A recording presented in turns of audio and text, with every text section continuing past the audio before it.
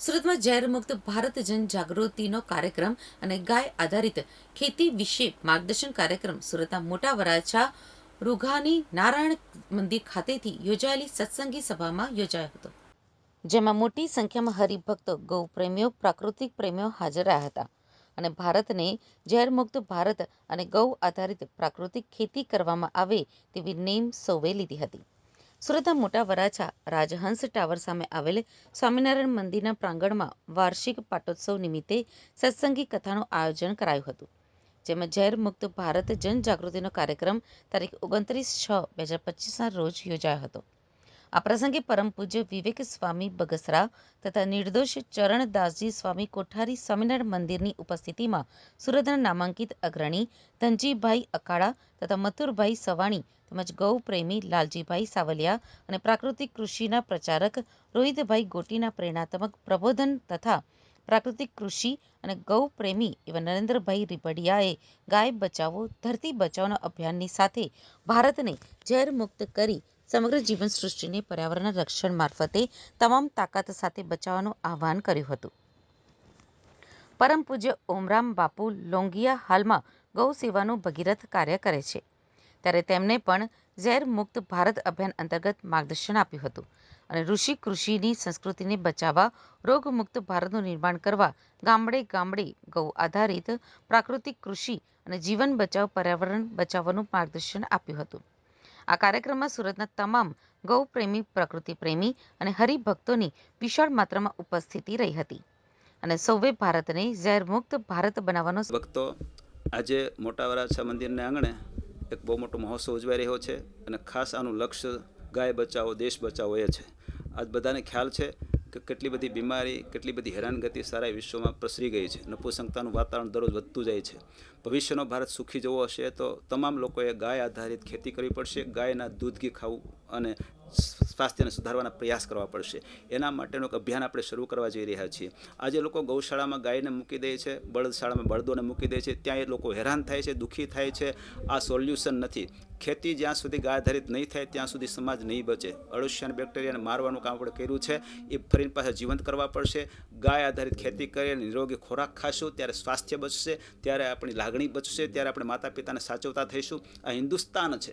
માતૃદેવો ભવ, પિતૃદેવો ભવ, આચાર્ય દેવો ભવ અને અતિથિ દેવો ભવ એ આપણા દેશની સંસ્કૃતિના 4 મહાન સૂત્રો છે. એને જીવંત કરીશું ત્યારે આપણે ભવિષ્યનો ભારત સુખી જોઈ શકીશું. નહીંતર 7 વર્ષમાં WHO વાળાનું તારણ છે કે 87.50% લોકોને કેન્સર થશે. એક ઘર બાકી નહીં હોય જે ઘરમાં કેન્સરનું પેશન્ટ નહીં હોય. અને જેથી આ પરિસ્થિતિ સર્જાશે ત્યારે આખા દેશને રોવાનો વારો આવશે. આવું ન થાય એટલા માટે અત્યારે આપણે આના માટે પ્રયત્ન કરીએ છીએ કે હરેક લોકો ગાયનું દૂધ ઘી ખાતા થાય. ઘરે ગાય ન રાખી શકે તો ગાયની હોસ્ટેલ બનાવીને પણ ગાયનું ઘી દૂધ ખાતા થશે તો આપણા બાળકોને આપણે બચાવી શકીશું. નહીંતર આપણા બંગલા પડ્યા રહેશે, ગાડીઓ પડી રહેશે, આપણી પ્રોપર્ટી પડી રહેશે અને આપણી સામે આપણા બાળકો કેન્સરની બીમારીમાં સૂતા હશે તે દિવસે રોતા નહીં આવડે. એટલે સમાજના સ્વાસ્થ્યના સુખાકારી માટે અમે એક અભિયાન શરૂ કર્યું છે. એનું પહેલું સોપાન બગસરાને આંગણે તારીખ 14/12/2025 થી 21/12/2025ના રોજ અમે ઉજવવાના છીએ. સારું ગુજરાત એમાં સામેલ થાય. તમામ ઔદ્યોગિક નેતાઓ, તમામ સામાજિક અગ્રણીઓ, તમામ રાજકીય આગેવાનો સેવક બની અને આ અભિયાનમાં જોડાશે અને તમામ લોકોને પોતાના અંતરના અભિપ્રાયો જણાવશે અને ઘરે ઘરે આ વાત જ્યારે પહોંચશે, હરેક લોકો ગાયનું મહત્ત્વ સમજીને પોતાની મેળે સ્વનિર્ભર થશે તેથી આનું સોલ્યુશન આવશે. બાકી ગાયે શાળામાં ન જવી જોઈએ, ગૌ માટે ફાળો ન કરવો જોઈએ, વૃદ્ધાશ્રમ બંધાવો ન જોઈએ અને હોસ્પિટલ ખોલવી ન પડે. એવું કરશું ત્યારે આનું સોલ્યુશન કર્યું ગણાશે. તેથી આપણે ભવિષ્યનો ભારત સુખી જોઈ શકીશું. તો અમારા અભિયાનને અમે આપ સમક્ષ મૂકીએ છીએ. આને તમે જેટલું બને એટલું શેર કરી અને લોકોને આમાં જોડવાના પ્રયાસ કરશો તો એ દેશની ભગવાનની બહુ મોટી સેવા ગણાશે. અસ્તુ. જય સ્વામિનારાયણ.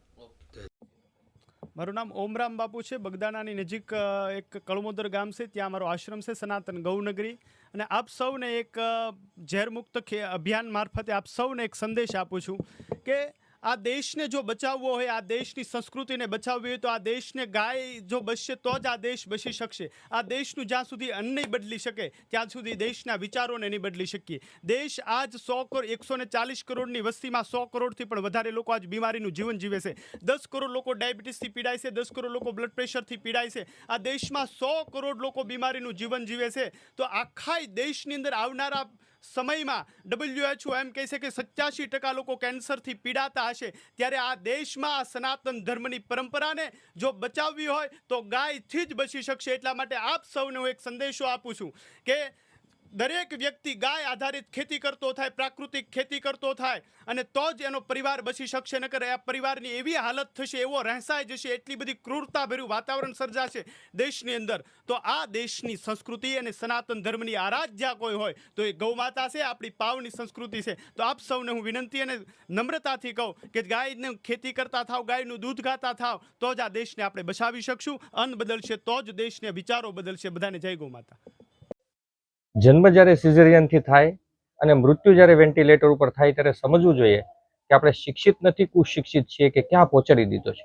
WHO એવું કીધું છે કે આગામી સમયમાં 87% લોકો ભારતના કેન્સરગ્રસ્ત હશે. તો વિચારો, એક ઘરમાં કેન્સર નહીં હોય, એક ઘરમાં 4.5 લોકોને કેન્સર હશે. આનો બચવાનો ઉપાય શું છે? આનો બચવાનો ઉપાય એકમાત્ર છે કે પેસ્ટિસાઇડ અને ફર્ટિલાઇઝર વગરનું જે છે એ જો ખાવામાં આવે, એટલે કે પ્રાકૃતિક ખાવામાં આવે, તો જ આપણે સલામત રહી શકશું. કેમ કે આપણા શરીરને જે જોઈએ છે vitamins, proteins, calories, carbohydrates, nutrition બધા જ પ્રાકૃતિક ખેતીથી પકવેલું જે અનાજ છે, જે કઠોળ છે, જે શાકભાજી છે, જે ફળફળાદી છે, એમાંથી આપણને મળે છે. ઓલાની અંદર ન્યુટ્રિશન છે નહીં અત્યારે, એટલે એની અંદરથી ન્યુટ્રિશન મળતું નથી. ગાયો માટે ખાસ કેટલું મહત્વનું ગણી શકાય? ગાય રજત હોય છે ત્યારે ગાય પ્રાકૃતિક કૃષિ માટે ગાય ખૂબ અગત્યની છે. કેમ કે ગૌછાણ અને ગૌમૂત્રમાંથી જ એની અંદરથી અમે જીવામૃત બનાવીએ છીએ. ખેડૂતોની જે શિબિરો કરીએ ત્યારે સમજાવીએ છીએ કે જીવામૃત કેમ બનાવવું, ઘન જીવામૃત કેમ બનાવવું. તો ગાય હશે તો સરળતાથી પ્રાકૃતિક ખેતી થશે, અને પ્રાકૃતિક ખેતી હશે તો જ જીવન બચી શકશે. અમે તો બધા જને પ્રાર્થના કરીએ છીએ બે હાથ જોડીને કે જો પ્રાકૃતિક ખાવામાં નહીં આવે તો બધા જનો નાશ નક્કી છે. એટલે એવું વૈજ્ઞાનિકો પણ કહેવા મળ્યા છે કે આગામી 12 વર્ષોની અંદર 65% વિશ્વ ખતમ થવાનું છે. બહુ ચિંતાનું કારણ છે કે 65% વિશ્વ ખતમ થવાનું છે, અને બચાવશું કેમ? બચાવવાનો એકમાત્ર ઉપાય છે કે પ્રાકૃતિક ફળફળાદી જો ખાવામાં આવે, પ્રાકૃતિક સલાડ જો ખાવામાં આવે તો આ વિશ્વને બચાવી શકાય. બાકી વિશ્વને બચાવી શકાશે નહીં. કેમ કે કેન્સરો છે એ આપણને ખબર છે કે કેટલી હદે આપણે વધી રહ્યા છે. છેલ્લા 1 વર્ષની વાત કરીએ તો 250 થી 300% દરે આ કેન્સર છે એ વધી રહ્યું છે.